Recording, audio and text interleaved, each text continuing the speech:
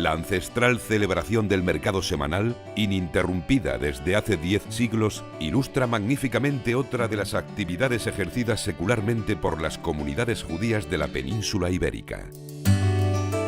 Aunque en el seno de su aljama nacieron figuras tan ilustres como el gran Moshe de León, autor del Zohar, uno de los libros sagrados del judaísmo, la mayor parte de los hebreos leoneses fueron comerciantes y artesanos de los más diversos oficios, siendo también propietarios de prados, tierras de cultivo, viñedos y molinos.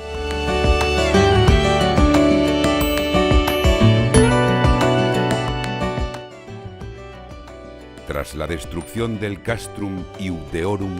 en Puente Castro, a unos kilómetros de la ciudad amurallada, la aljama leonesa encontró una nueva oportunidad al abrigo de la muralla de León,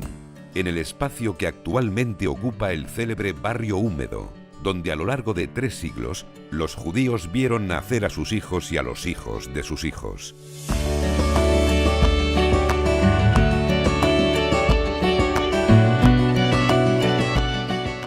Hasta que fueron expulsados en el siglo XV, como nos cuentan los frescos de Nicolás Francés en la girola de la pulcra leonina, la Catedral de León, levantada sobre el mismo lugar donde se asentó la Legio Séptima Gemina que dio origen a la ciudad.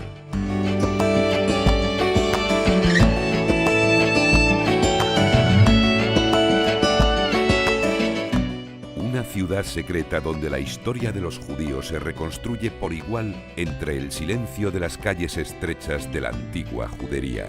o entre las plazas del barrio húmedo que disponen cada día sus mesas para el visitante ávido de probar los excelentes vinos de la zona, y toda una colección de viandas que atesoran el mejor sabor de esta tierra, de riguroso pasado hebraico.